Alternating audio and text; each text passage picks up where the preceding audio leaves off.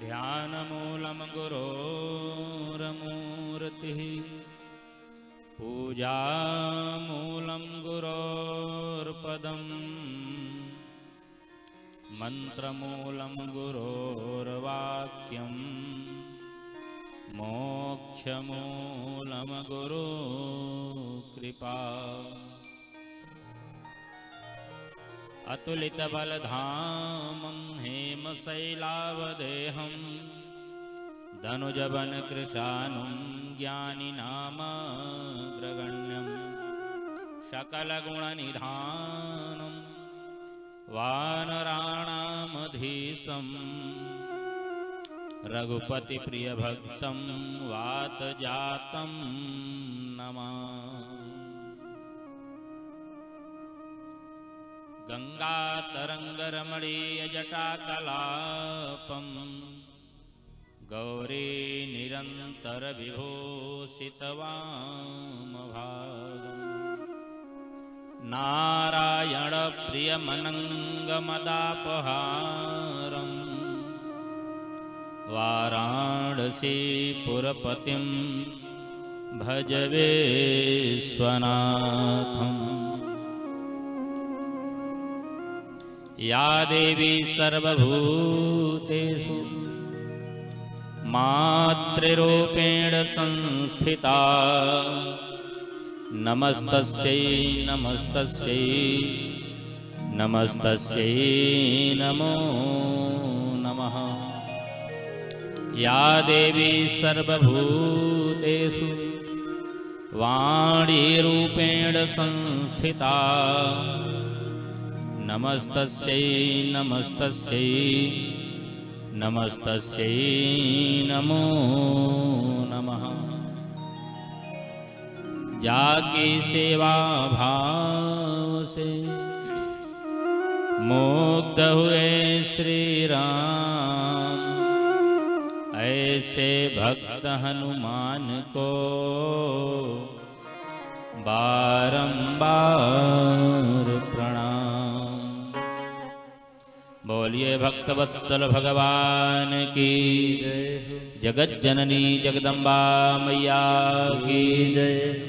नमः पार्वती पतये हर हर महादेव।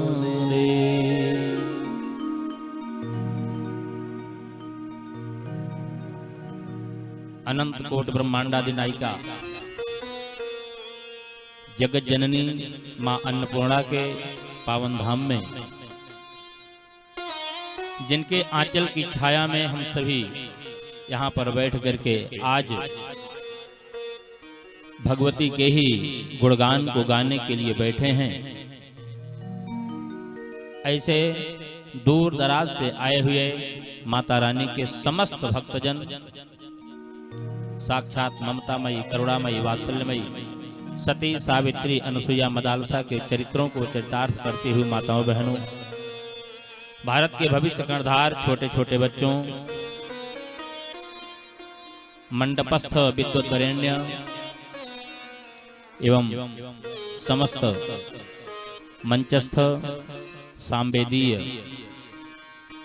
विद्वज्जन, हमारे मुख्य जजमान और इस कार्यक्रम के संयोजक जो आप सबके अभिन्न, आप सबके ही गांव से, आपके घर से, आपके क्षेत्र से निकल करके दूर दूर तक भगवान की कथा को जन जन तक पहुंचाने का जो कार्य कर रहे हैं, आप दोनों युगल धीरज जी एवं नीरज जी,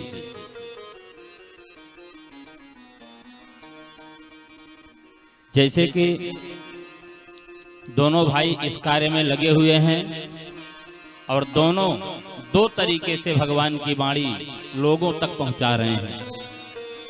एक तो अपनी वाणी के माध्यम से और दूसरे अपने यंत्रों के माध्यम से।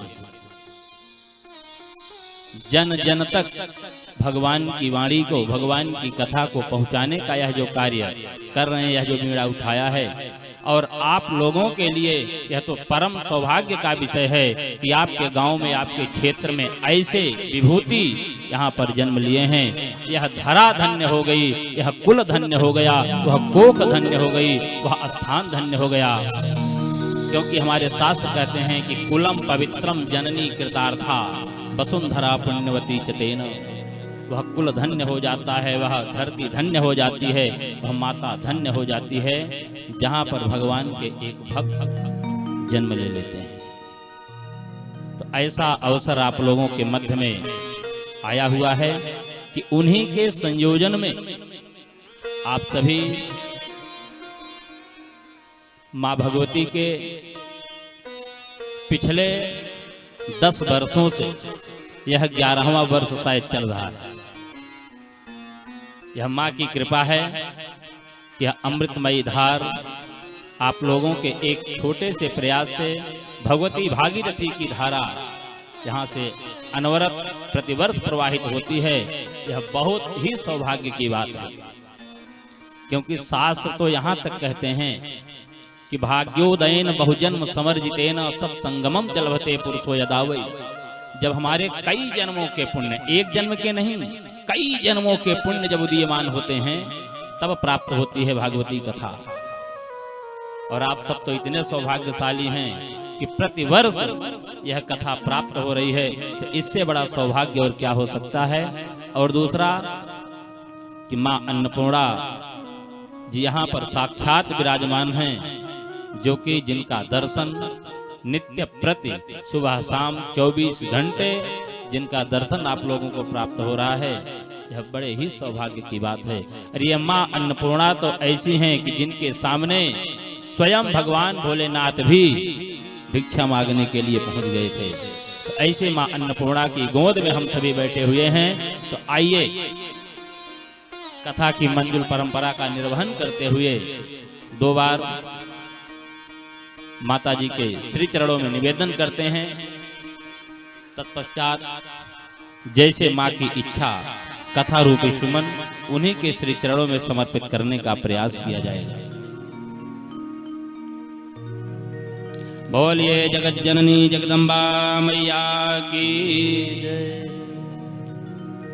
हे सिंह वाहिनी जगदम्बे तेरा ही एक सहारा है।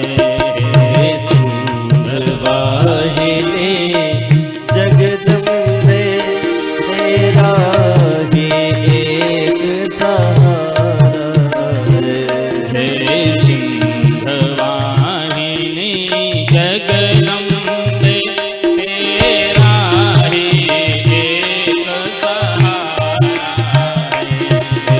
सिंह वाहिनी जगदम्बे तेरा ही एक सहारा। जय हो। दोनों हाथों से करतल ध्वनि करते हुए सेवा करते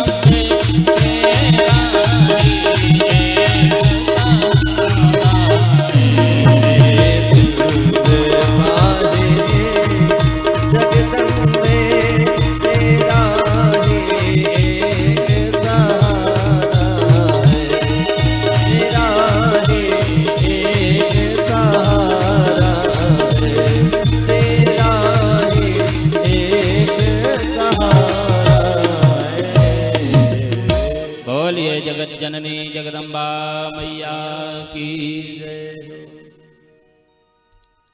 आज हम सभी माता रानी के दरबार में श्रीमद् देवी भागवत की कथा श्रवण करने के लिए यहाँ पर बैठे हैं। देखिए, सबसे पहली बात तो ये है कि जो कार्य किया जाए उसके बारे में परिचय हो जाना बहुत जरूरी है। वैसे तो आप सबका परम सौभाग्य है कि विगत वर्षों से आप सभी माता रानी के दरबार में राम कथा, भागवत कथा, श्रीमद् देवी भागवत कथा सब श्रवण करते आए हैं। लेकिन आज श्रीमद् देवी भागवत कथा श्रवण करने के लिए बैठे हैं तो भागवत जी से परिचय तो होना बहुत जरूरी है। जैसे आप यहाँ से कथा सुन करके गए और रास्ते में कोई आपका अपना मिला और उसने पूछ लिया कि भैया आप कहाँ गए थे, आप कहोगे मां अन्नपूर्णा धाम में श्रीमद् देवी भागवत की कथा हो रही थी, वहीं कथा श्रवण करने गए थे। सीधी सी बात है। अगर उसने पूछ लिया कि अच्छा आप भागवत जी की कथा सुनने के लिए गए थे, कहते किसको है देवी भागवत, क्या होता है देवी भागवत की कथा सुनने से, क्यों सुनते हैं, तो जानना जरूरी है ना। तो देखिए, शास्त्रों में दो भागवत की चर्चा आती है। एक श्रीमद् भागवत जिसके इष्ट देव हमारे भगवान श्री कृष्ण, और दूसरा भागवत है श्रीमद् देवी भागवत जिसकी देवी आराध्या भगवती जगदम्बा है। और दोनों भागवत का उद्देश्य एक है। अगर हम श्रीमद् भागवत की कथा को श्रवण करते हैं भगवान का परम धाम हमको प्राप्त होता है, और श्रीमद् देवी भागवत की कथा अगर हम श्रवण करते हैं यहाँ पर हमको मोक्ष और साथ में भोग, भोग का मतलब यह भौतिक संसाधन हमको दोनों प्राप्त होता है। क्योंकि माँ और पिता दोनों में अंतर होता है। पिता हमारे लिए सिर्फ उतना ही कदम उठाएगा जिससे हमारा कल्याण हो।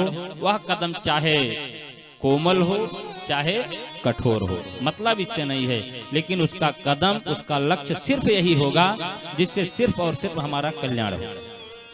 लेकिन माँ हमारे लिए दोनों कार्य करती है। माँ हमारे लिए वह कदम उठाती है जिससे हमारा कल्याण भी हो और वह हमारे लिए सरल भी हो। क्योंकि माँ एक ऐसा शब्द है जिसकी कोई उपमा नहीं हो सकती।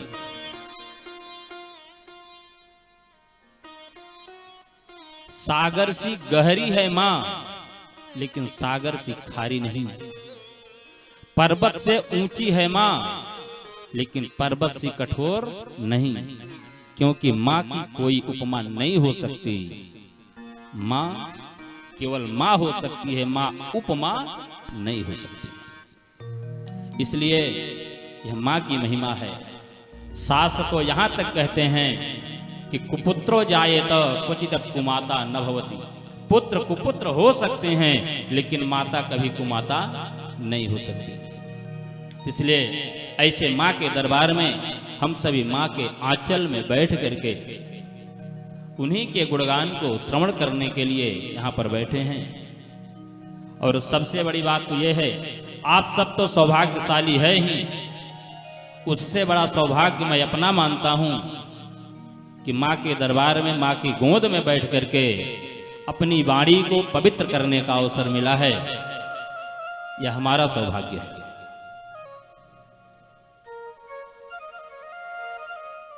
भागवत जी में 4 अक्षर हैं, भा, गा, वा और ता।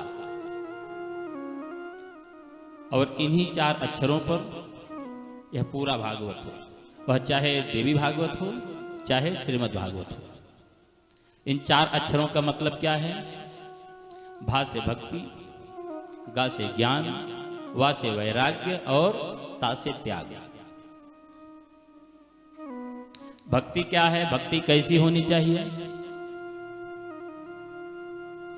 भक्ति हमारे जीवन में उसी प्रकार से है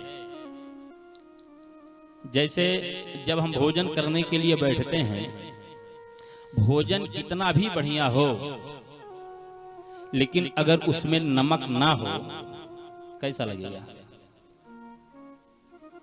बिना स्वाद का लगेगा, है कि नहीं? उसी प्रकार से जिसके जीवन में भक्ति नहीं है, उसका जीवन उसी बिना नमक के भोजन की तरह है।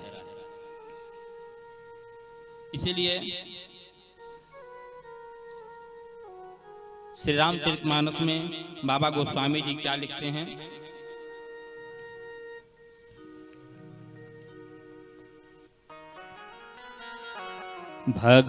भगतिहीन गुण सब सुख ऐसे, भगतिहीन गुण सब सुख ऐसे, भगतिहीन गुण सब सुख ऐसे, भगतिहीन गुण सब सुख ऐसे, लवण बिना बहु जंजन सैसे, लवण बिना बहु व्यंजन जैसे, भजनहीन सुख कवने काजा, भजनहीन सुख कवने काजा, भजनहीन सुख कवने काजा, भजनहीन सुख कवने काजा, अस विचारी बोले खगराजा, अस विचार बोले खगराजा। इसलिए अपने जीवन में भक्ति का स्थान सर्वोपर देना चाहिए। अगर हमारे जीवन में भक्ति है तो भगवान दौड़े हुए चले आते हैं, और अगर भक्ति नहीं है तो सब कुछ व्यर्थ है। बिना भक्ति के हमारा जीवन बिना नमक के भोजन के समान है। इसलिए अगर अपने जीवन को सुंदर बनाना है, इस प्राप्त मानव जीवन को सफल बनाना है, इसका जो मूल उद्देश्य है, उस उद्देश्य की प्राप्ति अगर हमको करना है तो भक्ति करना चाहिए। पद्म पुराण में भक्ति देवी से जब नारद जी की भेंट होती है तो नारद जी यही बात कहते हैं कि देवी, अरे आप तो इतनी महान हो कि आपका सहारा लेकर के कोई व्यक्ति अगर भगवान को नीच के घर में भी अगर बुलाता है तो वहां भी भगवान जाने में तनिक देरी नहीं लगाते।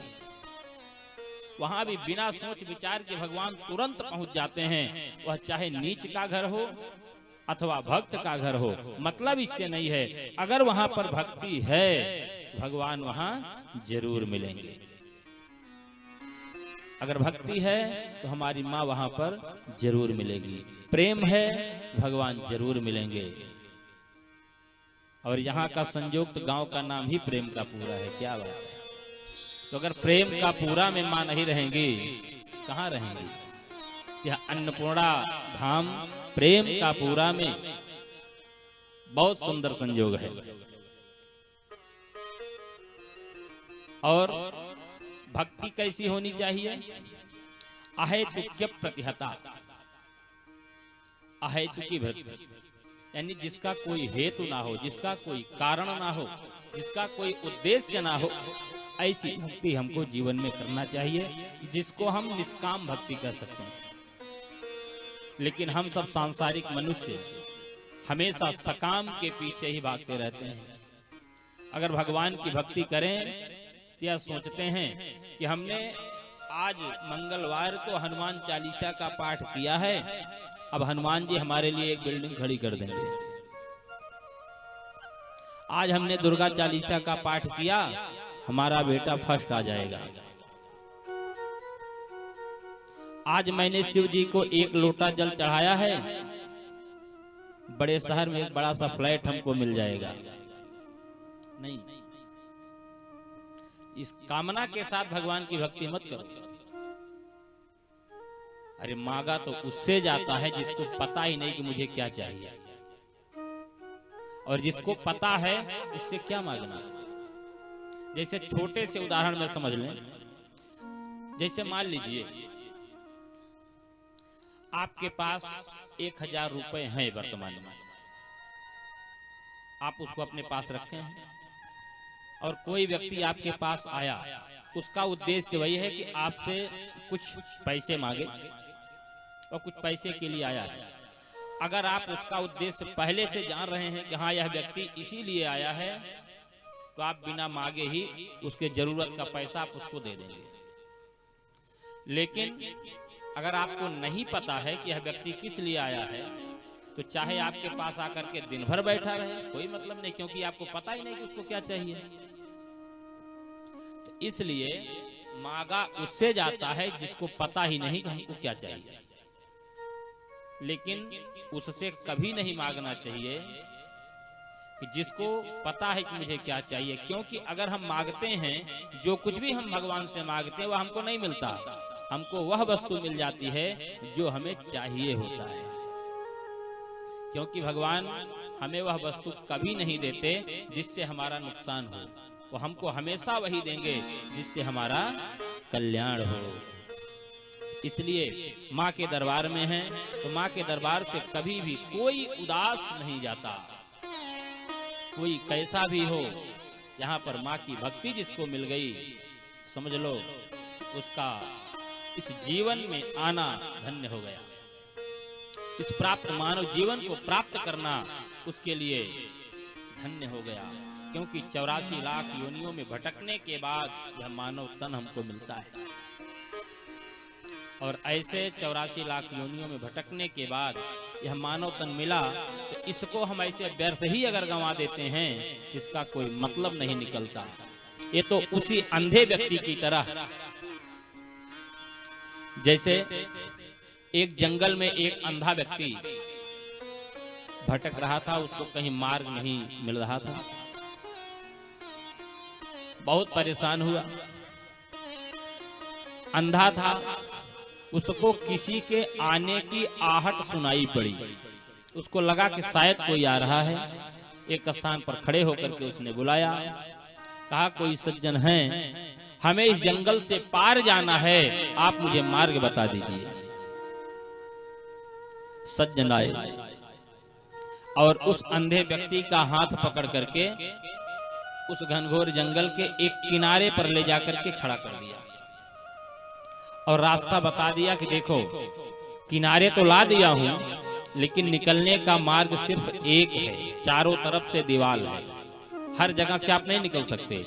आगे जाओगे तो एक दरवाजा मिलेगा, वहीं से आप बाहर हो जाना। उसने कहा ठीक है। अब उसी दीवार को पकड़ करके आगे चला जा रहा है, चला जा रहा है, काफी दूर निकल गया। जब दरवाजा नजदीक आया, अचानक उसके सिर में खुजली होने लगी। एक हाथ में लाठी पकड़ा हुआ था और दूसरे हाथ से दीवार को पकड़ करके जा रहा था। लेकिन दरवाजे के नजदीक पहुंचते ही जब सिर में खुजली हुई, दीवार को छोड़ दिया, अपना सिर खुजलाने लगा और सिर खुजलाते खुजलाते आगे बढ़ा। इतने में वह दरवाजा पार हो गया, फिर से दीवार पकड़ा और आगे बढ़ गया। तो अब आप बताएं कि क्या वह व्यक्ति इस तरीके से उस जंगल से बाहर निकल सकता है? कभी कभी नहीं। क्योंकि जब वह दरवाजे के पास आएगा तो दरवाजे के पास आने के बाद उसके सिर में खुजली होगी, अपना सिर खुजलाने लगेगा, दरवाजा पार हो जाएगा, फिर से दीवार पकड़ करके आगे बढ़ जाएगा। उसी प्रकार से यह संसार सागर है। यह संसार सागर कुछ और नहीं, यह संसार सागर वही घनघोर जंगल है और उसमें भटकता हुआ वह प्राणी, वह अंधा व्यक्ति जीव है। और जिस सज्जन ने उसको रास्ता दिखाया वह सज्जन कोई और नहीं, वह हमारे गुरुदेव भगवान है। हम गुरुदेव भगवान की शरण में जाते हैं, उनसे मुक्ति का मार्ग पूछते हैं। वो हमें भगवान का नाम हमारे कानों में बता देते हैं कि बेटा इसी नाम को जपो और इसी नाम का सहारा लेकर के पार हो जाओगे। और हम उसी नाम का सहारा लेकर के इस भवसागर से पार जाने की कोशिश करते हैं। उसी प्रकार से वह अंधा व्यक्ति जब गुरुदेव का सहारा मिला, किनारे तो आ गया और किनारे से पहुंचते पहुंचते आगे बढ़ते बढ़ते बढ़ते बढ़ते इस पूरे 84 लाख योनियों में भटकते हुए जब वह दरवाजे पर, अर्थात यह मानव तन जब उसको मिलता है, यह मानव तन एक ऐसा स्थान है, वह उस जंगल का वही घनघोर दरवाजा है कि अगर हम एक कदम आगे बढ़ाते हैं तो जंगल से बाहर हो जाएंगे और अगर एक कदम पीछे कर लेते हैं तो पुनः जंगल में भटक जाएंगे। यह मानव तन मानव मुक्ति का द्वार है। यह मानव तन हमें मिला है। इस मानव तन को प्राप्त करके एक कदम आगे बढ़ाना मतलब भगवान की तरफ, माता रानी की तरफ हमको अग्रसरित होकर के इस प्राप्त मानव जीवन को मुक्त करके भगवान की सायुज्य मुक्ति प्राप्त कर लेना है। और अगर विषय वासना रूपी खुजली अगर हमारे सिर में होने लगी, हम विषय वासना के चक्कर में अगर फंस गए तो पुनः इसी 84 के चक्कर में चक्कर लगाते रहेंगे, कभी मुक्ति होने वाली नहीं है। इसलिए अगर हमको यह मानव तन मिला है तो इसमें हमें भगवान की शरण को ग्रहण कर लेना चाहिए, माता रानी की उपासना हमको कर लेना चाहिए। और अगर नहीं करेंगे ना तो केवल पछतावा के अलावा और कुछ भी होने वाला नहीं है। क्योंकि व्यक्ति जब इस संसार को छोड़ करके जाता है तो उसके पास और कुछ नहीं रहता, केवल और केवल उसके द्वारा किया गया सत्कर्म ही उसके साथ जाता है। धनानि भूमौ पशवश्च गोष्ठे भार्या गृहद्वार सुता श्मशाने देहश्चितायाम परलोकयाने केवल धर्मानुगो गच्छति जीवयेका। हम जिसके लिए परेशान होते हैं, 24 घंटे चोरी करते हैं, छिनैती करते हैं, झूठ बोलते हैं, ना जाने कितने को परेशान करते हैं, किस लिए? केवल धन के लिए कि हमको धन मिल जाए, धन हमारे पास आवे। जिस धन के लिए हम इतनी सारी व्यवस्था करते हैं वह धन कहां तक हमारा साथ देता है? धनानि भूमौ, अंतिम यात्रा के समय वह धन इसी धरती पर धरा रह जाता है। और जिन पशुओं की हम सेवा करते हैं, पशुपालन करते हैं, वह पशु भी कहां तक हमारा साथ देते हैं? पशु गौशाला में बधे के बधे रह जाते हैं। और जिसके लिए हमने विवाह मंडप में 7 जन्मों तक साथ रहने की शपथ लेते हैं, उसका साथ कहां तक होता है? भार्या गृहद्वार, घर के दरवाजे तक। और सुता श्मशाने, जिन परिवार वालों के लिए हम पूरा जीवन अपना व्यर्थ कर देते हैं, पैसे के पीछे भागते रहते हैं कि टका धर्म टका कर्म टका ही परमम तपः यस्य गेहे टका नास्ति हा टका टक टकायते, केवल टका के पीछे भागते रहते हैं। उन पुत्रों के लिए, उन परिवार वालों के लिए वह सब केवल और केवल शमशान तक हमारा साथ देते हैं। और अगर हम सबको छोड़ दें, हम केवल यह मान लें कि अगर पूरी दुनिया हमारा साथ छोड़ देगी, या जो हमारा शरीर है यह तो हमारा साथ देगी ही, क्योंकि ये तो हमारी है, इसको तो हम जो कहेंगे वही होगा। नहीं, इस पर भी आपका अधिकार नहीं है। देहश्चितायाम, यह शरीर केवल चिता तक साथ देती है। उसके बाद क्या होगा? उसके बाद तो अकेले ही जाना है। और अकेले साथ जाएगा अगर हमारे कुछ केवल धर्मानुगो गच्छत जीव। ये कहा हमने जो धर्म कर्म किए हैं वही हमारे साथ जाएगा, इसके अलावा और कुछ भी साथ जाने वाला नहीं है। इसलिए भगवान का भजन करो, माता रानी की सेवा करो। नवरात्रि का उपलक्ष्य है, बहुत लोग व्रत भी होंगे, बहुत लोग व्रत नहीं भी होंगे, कुछ लोग ऐसे भी होंगे जो केवल प्रतिपदा और अष्टमी का व्रत करते हैं, और कुछ लोग जिस दिन उनको बता दिया जाए कि आज आपको व्रत रहना है तो उनके लिए तो इतनी बड़ी समस्या हो जाती है कि जब सो के जगेंगे तभी भूखे रहेंगे। अगर बता दिया जाए कि आज सत्यनारायण भगवान की कथा है, जब तक पूजा ना हो जाए तब तक आपको भोजन नहीं करना है, तो सो के जगेंगे तभी उनको इतनी तेज भूख लगी रहेगी। भगवान ऐसे काम है। क्यों? क्योंकि उनका जो मानसिक व्यवस्था है, उनका जो विचार है, वो केवल और केवल खाने के लिए है। कुछ लोग खाने के लिए जीते हैं, कुछ लोग जीने के लिए खाते हैं। खाते दोनों लोग हैं, जीते दोनों लोग हैं, लेकिन कुछ जीने के लिए खाते हैं, कुछ खाने के लिए जीते हैं। लेकिन आज यहाँ पर माता रानी का व्रत सब लोग हैं। व्रत हमको कैसे करना चाहिए, इस पर भी थोड़ा सा विचार हो जाए। भक्ति में व्रत का मतलब होता है संकल्प। व्रत का मतलब ये नहीं है कि हमने अन्न छोड़ दिया, जल छोड़ दिया, व्रत हो गया। नहीं, हमारा विचार पवित्र होना चाहिए। अगर हमारा विचार पवित्र नहीं है तो हमारे केवल व्रत करने से कोई मतलब नहीं है।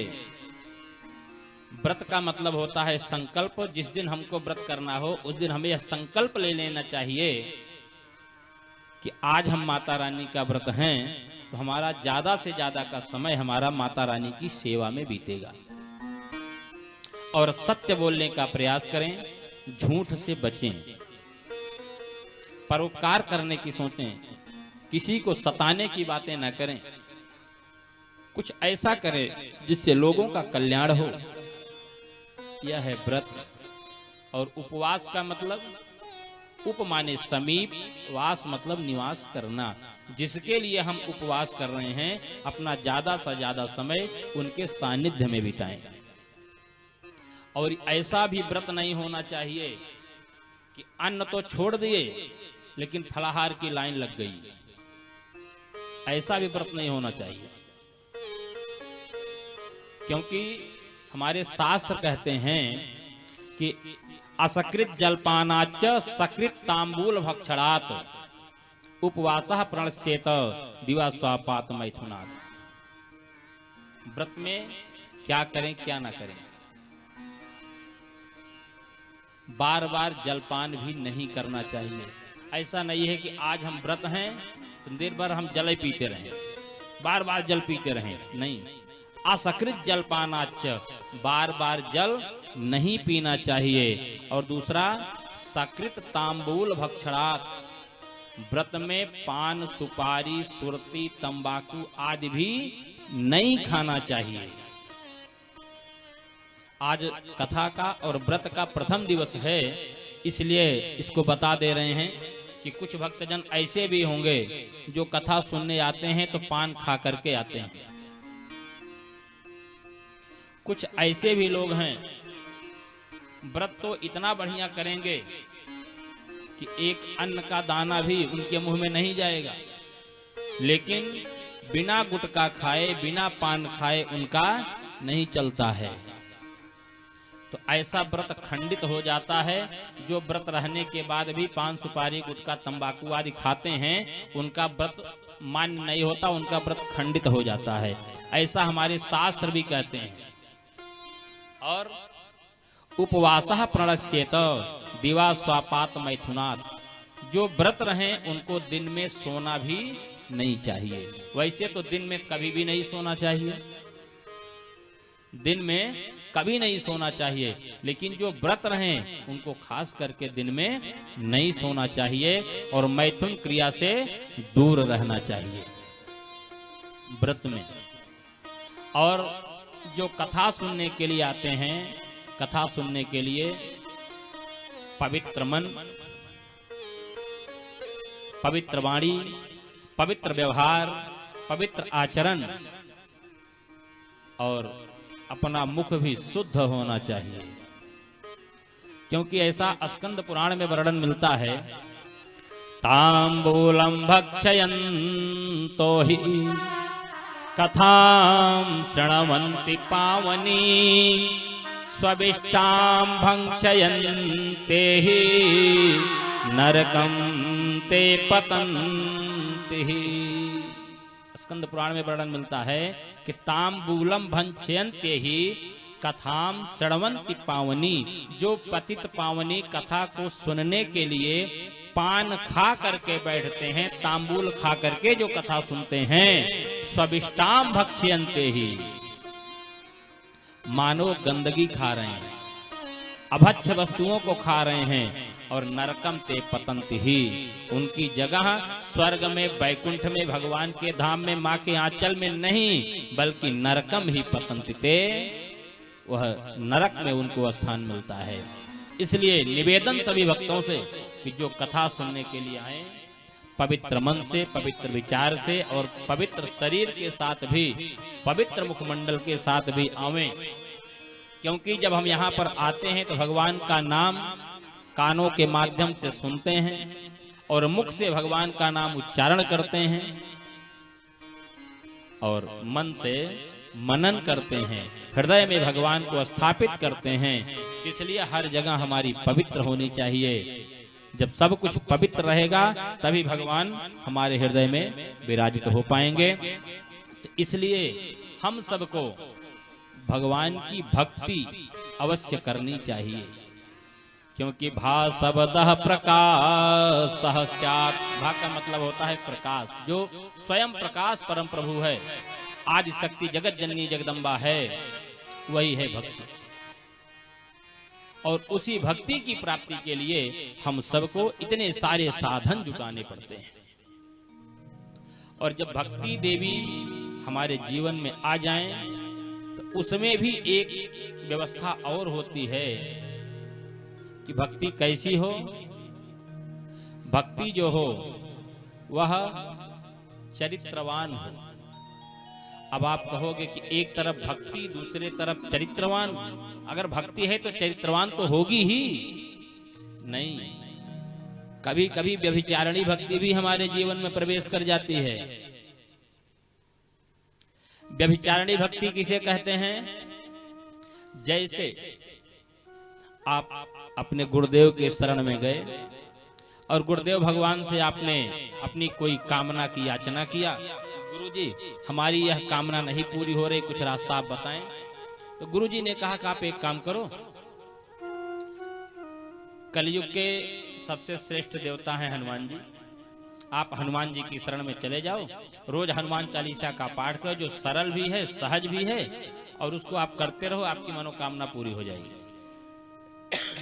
आप 2-4 महीने 2-4 साल तक करते रहे, लेकिन आपका मन तो आपकी कामना में लगा है, आंतरिक भक्ति तो है नहीं, तो इच्छाएं नहीं पूरी हुई। कोई और मिला बीच में आपको। अब जो मिला वह भगवान शिव जी का भक्त था। उसने कहा कि कहाँ हनुमान जी के पीछे पड़े हो, आओ भगवान शिव जी के पास। ये आशुतोष हैं, इनको कहा जाता है कि जो शीघ्र प्रसन्न होने वाले देवता हैं, ऐसे हमारे प्रभु, इनकी शरण में आ जाओ। तो हनुमान जी को एक किनारे करा, भगवान शिव जी की मूर्ति ला करके सामने रखा, अब उनकी पूजा शुरू कर दिया। 2-4 महीने, साल 2 साल किया, यहाँ भी इच्छा पूरी नहीं हुई। फिर कोई मिला माता जी का भक्त, उसने कहा कि देखो भगवान कोई भी हो, लेकिन माँ की दर्जा कोई नहीं ले सकता, इसलिए माँ की शरण में आओ, तुम्हारी सारी इच्छाएं पूरी हो जाएंगी। अब वह एक तरफ हनुमान जी को कर दिया, दूसरी तरफ शिव जी को कर दिया, अब बीच में माता जी को रख दिया। अब माता जी को सामने रख करके अब धूप अगरबत्ती जलाया, जैसे ही धुआं भगवान शिव जी की तरफ जाने लगा, वह भक्त तुरंत एक सलाका लिया और रुई भगवान शिव के नाक में डाल दी कि हम तो धूप दिखा रहे हैं माता जी को और सूंघ रहे हैं शिव। जब ऐसा करने लगा तुरंत भगवान भोलेनाथ प्रकट हो गए। कहा बस वर मांगो, क्या चाहते हो? कहा कि अच्छा, हम इतने सालों तक पूजा करते रहे तब तो नहीं प्रकट हुए, जब हम माता जी की पूजा करने लगे तो इनकी धूप बत्ती स्वयं सूंघ रहे हो और प्रकट होकर के कार्य वर मांगो।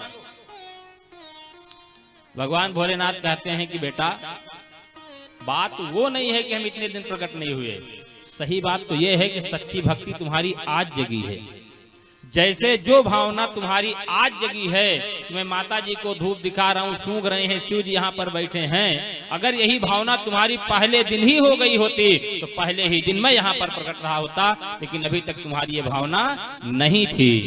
तो सबसे बड़ी बात यह है कि हमारा भाव पवित्र होना चाहिए। न काष्ठे विद्यते देवा न पाषाणे न मृण्मये, भावो ही विद्यते देवा भावग्राही जनार्दनः। भगवान ना तो लकड़ी में है, न पत्थर में है, न मूर्ति में है, कहीं नहीं है। भगवान अगर कहीं है, जहां हमारा भाव है वहीं पर भगवान है। इसलिए भाव हमारा पवित्र होना चाहिए। और यही है व्यभिचारिणी भक्ति कि आज हम शिव जी की पूजा कर रहे हैं, कल हनुमान जी की करने लगे, फिर माता जी की करने लगे, फिर दूसरे की करने लगे। नहीं, अपने जीवन में केवल एक इष्ट होना चाहिए। वह इष्ट आप किसी को भी बना सकते हो।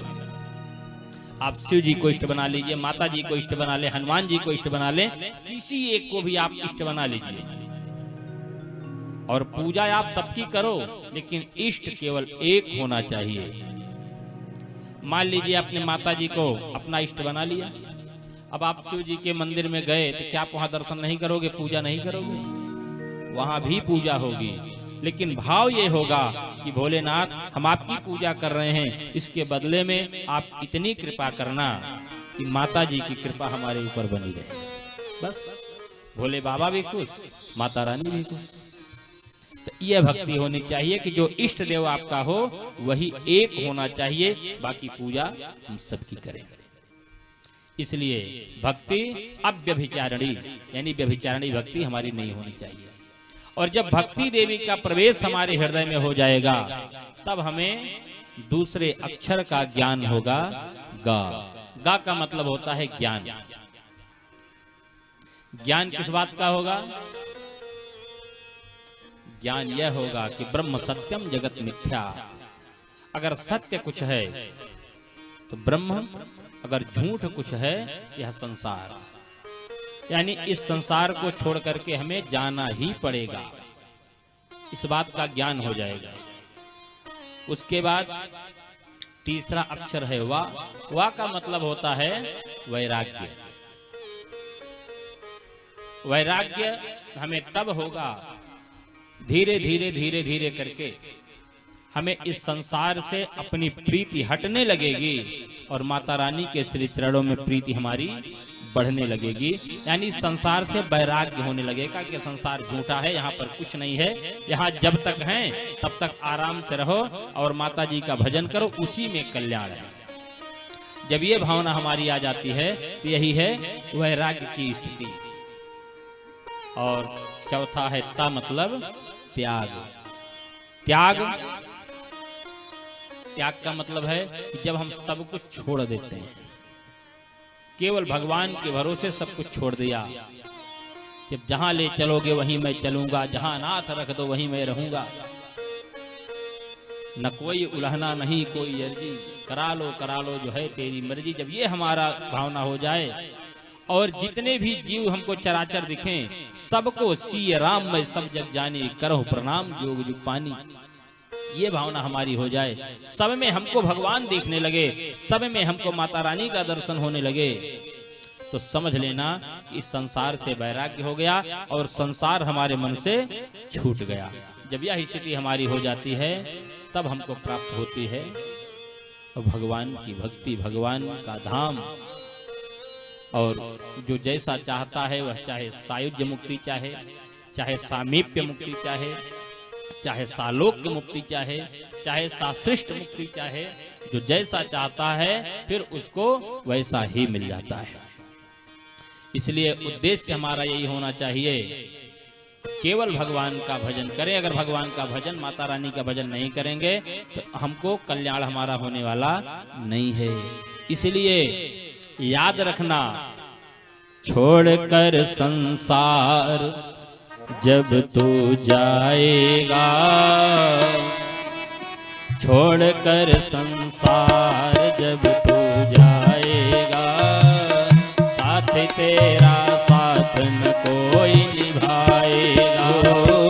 छोड़कर संसार जब तू जाएगा, कोई न साथी तेरा साथ निभाएगा। छोड़कर संसार जब तू जाएगा, कोई न साथी तेरा साथ निभाएगा। छोड़कर संसार जब तू जाएगा, कोई न साथी तेरा साथ निभाएगा।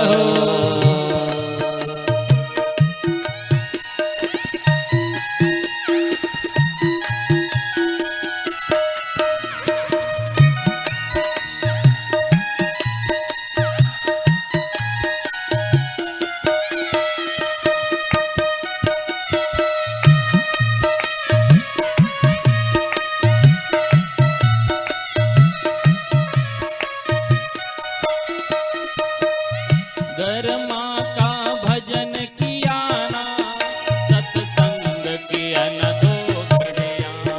गर माँ का भजन किया ना, सत्संग किया न दो घड़ियाँ। यमदूत लगा कर तुझको ले जाएंगे हथकड़ियाँ। यमदूत लगा कर तुझको ले जाएंगे हथकड़ियाँ। कौन छुड़वाएगा साथ तेरा, साथ न कोई निभाएगा। छोड़कर संसार जब तू जाएगा, कोई न साथी तेरा साथ निभाएगा।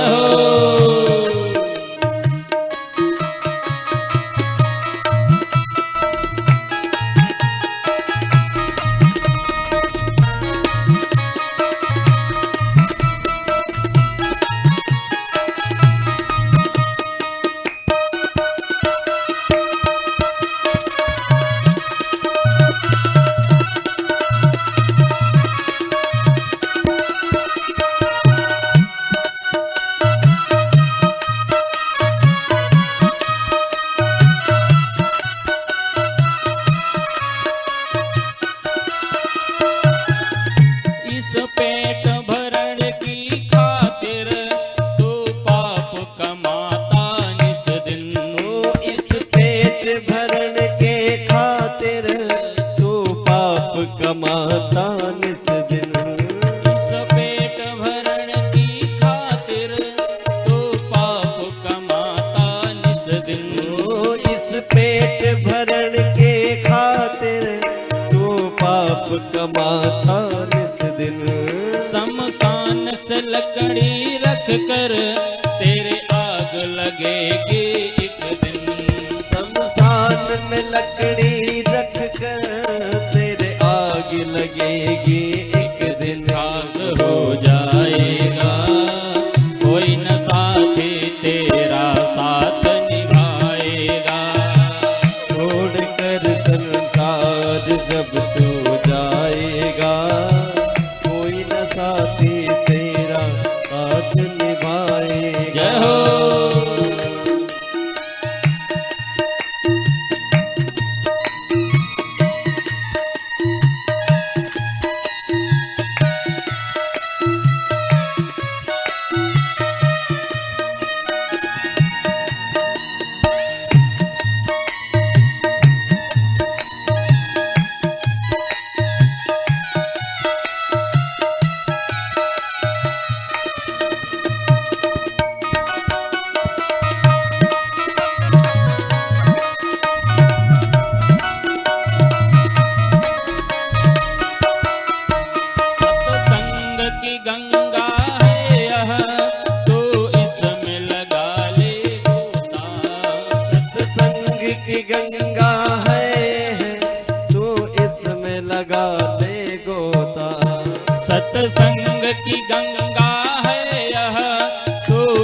इसमें लगा ले गोता। वो सत्संग की गंगा है, तू इसमें लगा ले गोता। वरना संसार से एक दिन जाएगा तो भी रोता। वरना संसार से एक दिन तू जाएगा रोता। बहुत पछताएगा, साथ न तेरा कोई साथ निभाएगा। छोड़कर संसार जब तू जाएगा, कोई न साथी तेरा हाथ निभाएगा।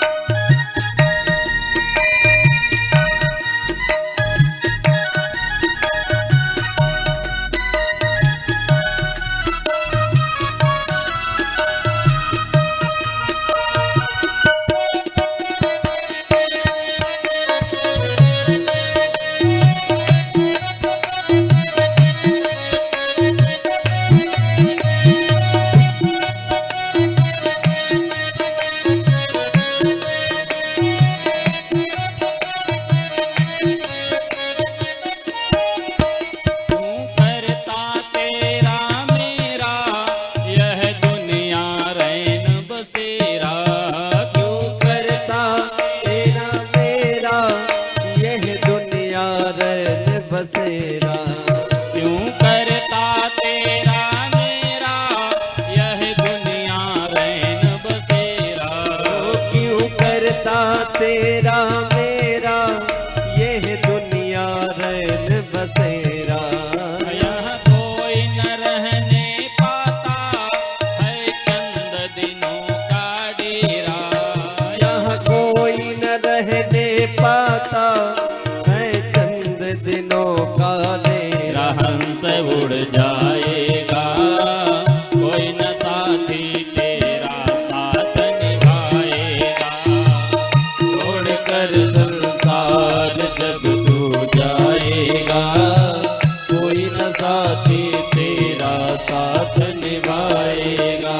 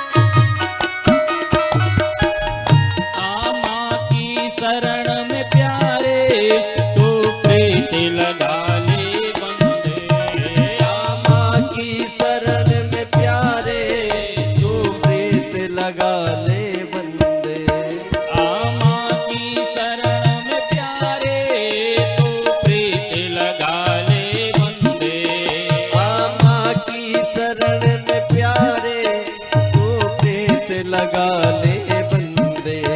कट जाएंगे यह तेरे जन्म जन्म के फंदे। कट जाएंगे यह तेरे सब जन्म जन्म के फंदे। पार हो जाएगा कोई न साथी तेरा साथ निभाएगा।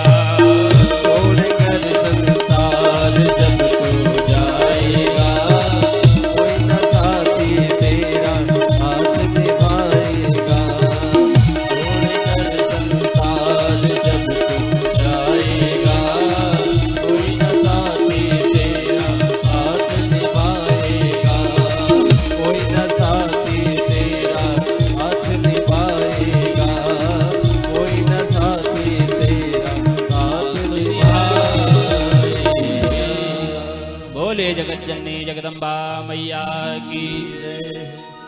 इसलिए हम सभी को माँ की शरण में आना चाहिए और आज कथा का प्रथम दिवस, समय के अनुसार थोड़ा विलंब से प्रारंभ हुई कथा और विलंब से विश्राम भी हो रही है।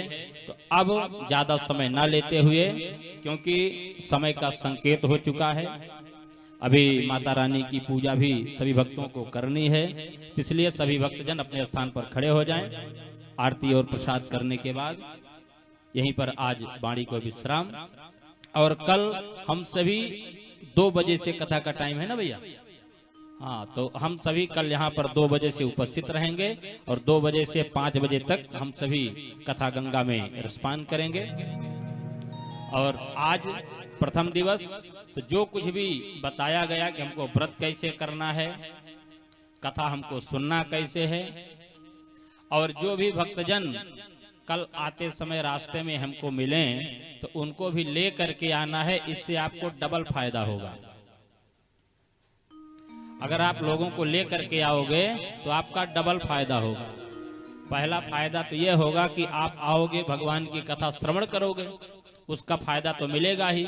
और दूसरा फायदा ये होगा कि आप जिनको ले करके आए हो, आपके माध्यम से वो आए, वो भी अगर कथा सुन लिए तो आपको कथा सुनने और सुनाने दोनों फायदा आपको मिल जाएगा।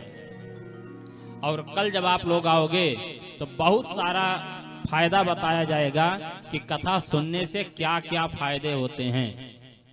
यह मत सोचना कि 3 घंटे हम यहाँ पर बैठे हैं तो हमारा समय बेकार जा रहा है, बिल्कुल नहीं।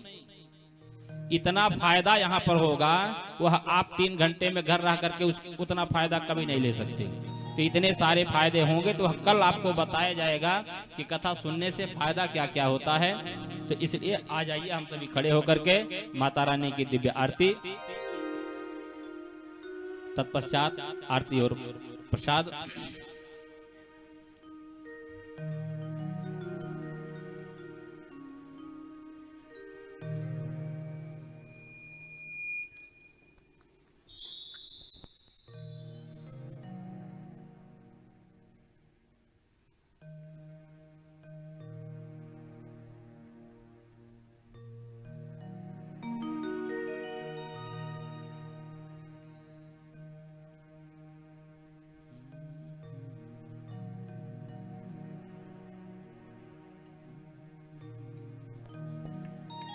हरि ओम।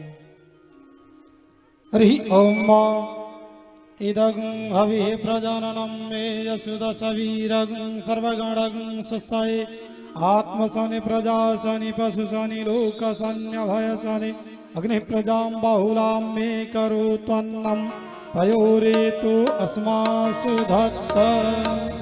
अम्बे तू है जगदम्बे काली, जय दुर्गे खप्पर वाली, तेरे ही गुण गाए।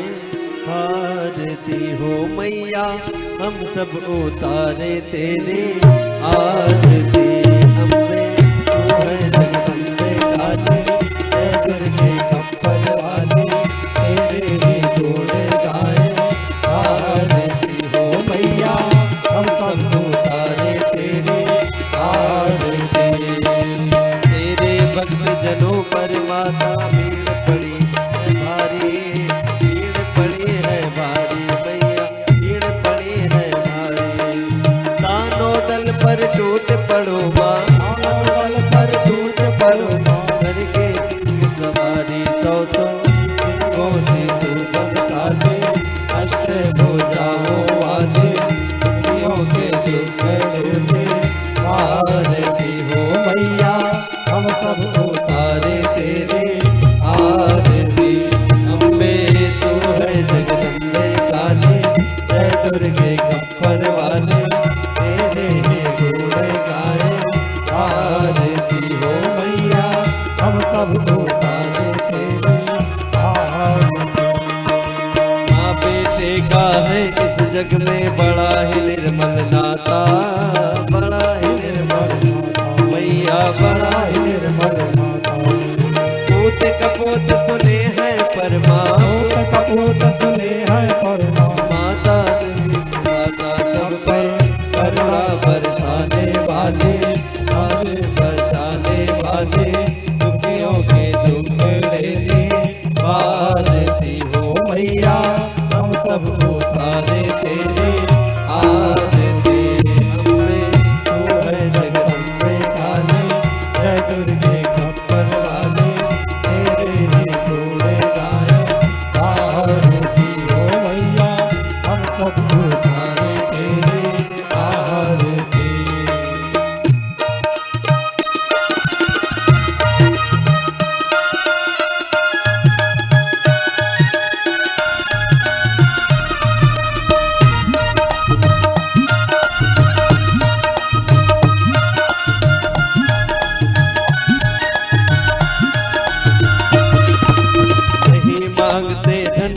दौलत ना चांदी ना सोना मैया ना चांदी ना सोना मैया ना चांदी ना सोना।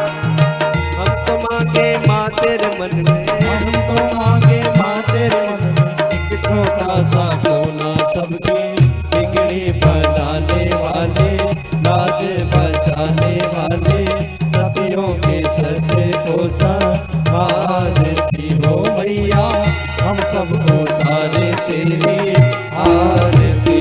अम्बे तू है जगदम्बे काली, जय दुर्गे खप्पर वाली, तेरे ही गुण गाए आरती हो मैया हम सबके तारे तेरी आरती।